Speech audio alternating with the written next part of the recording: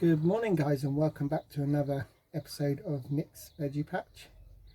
Lots of things happening down on the plot at the moment today.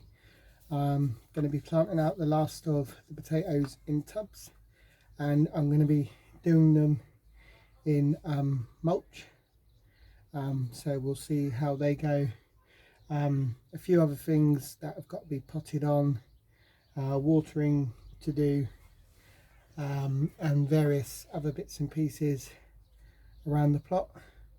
So what I'm going to do is I'm going to get cracking on. I've also got a new wooden kind of planter that I want to finish making up, but yeah, I'll come back to you guys in a little while and I'll give you a weekend video of Nick's Veggie Patch. Bye for now, guys and girls. Welcome back, guys. I've got the last lot of potatoes here that I'm going to put into pots today, and I'm going to just use some mulch just to see what happens. So I've got a variety called Incabella, I've got a variety called Rudolph, and a variety called Cara. I'm just going to put them into pots with a load of mulch just to see how they come on. So I'll get cracking on with that, guys, and I will come back to you in a bit. Right guys, so I've got one of the bins full up with mulch, and I'm just going to put these potatoes or seeded potatoes into the mulch. As I've said, this variety is called Cara. So I'm just going to make a little area, and I'm going to put them down as far as possible with the chip sticking up, and then just cover it back over, and then do the same again.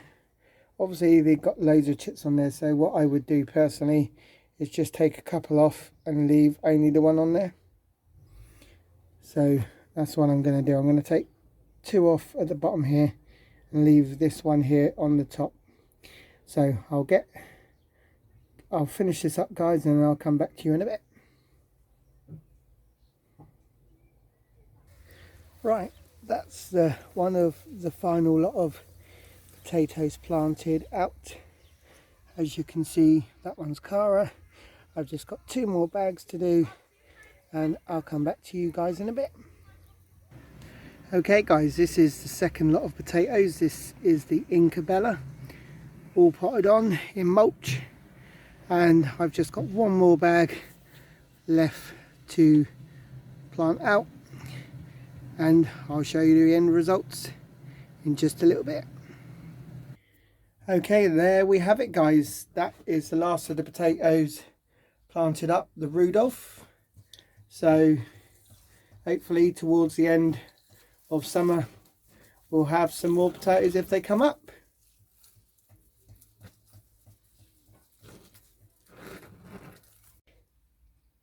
Welcome back, guys. I'm down the allotment at the moment, and today I'm going to be sowing some seeds. So one of the first lot I'm going to be sowing today is some chard, but I've got a new variety and it's called chard peppermint. It's new obviously to Mr. Fothergill's, so I'm going to be sowing that. I heard about it from Jesse at plot 37, so I thought, well, let's give it a try. So yeah, I'm going to be sowing some of that today. Got my tray here all ready to go, so I'm going to be putting other stuff in this because this is one huge tray, but filling it with a good amount of compost. And I will probably plant all of those chard just to see if they do come up and germinate. And I will be sowing some other stuff today as well. I'll come down just for an hour or so before I go to work. I'm also going to be helping out a friend today who wants to borrow some of my netting. So I put just enough compost into one side of the tray for now.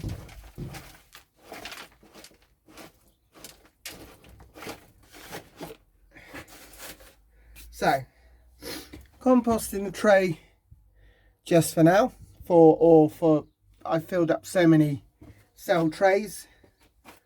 I've got, I believe, 30 cell trays ready to go. Now what I'm going to do is I also like to give them helping hand before we get started, so I like to give it a good water.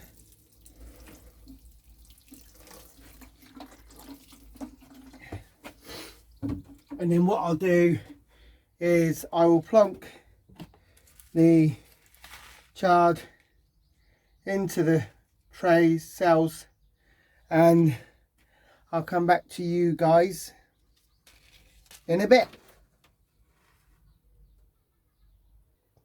Right guys, there we have it.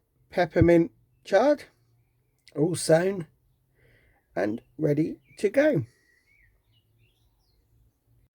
Right guys, I've got my second row ready to go, and this time I'm going to be sowing some peas, Kelwand and Wonder, because the first lot I didn't have great success. So hopefully I'll sow these ones and they will have better success.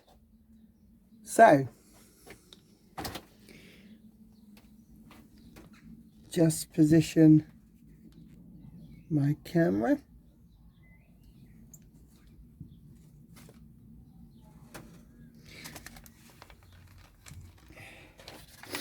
So another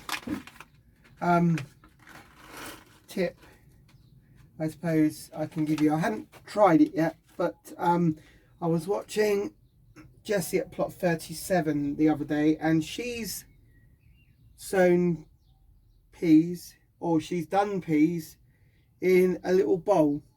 So basically she gets a bowl, she gets some kitchen roll, makes it moist, she then puts the pea onto the kitchen roll, and then she puts another piece of kitchen roll, wet obviously, on top, and she germinates the peas that way. Then she direct sows them into the ground. I'm not going to do that, but what I have done is I've moistened the compost before I put the peas in, so hopefully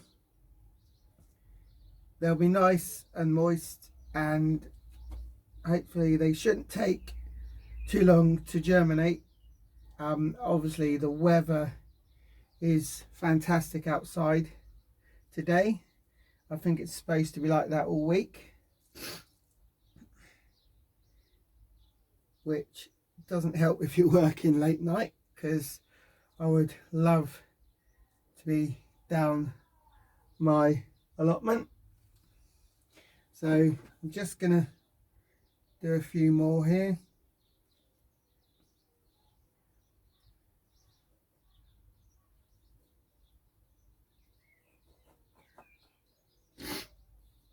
Excuse me.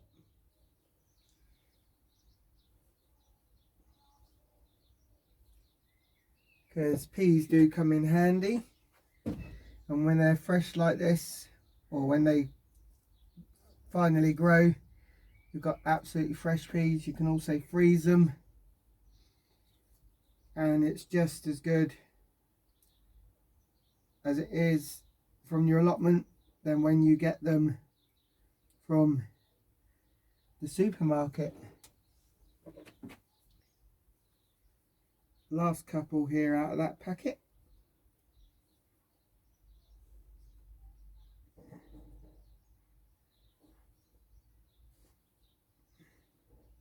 Not too worried if we have lots of peas, because we do go through them. And as I've always said, I have friends and family as well who do like my produce that I grow.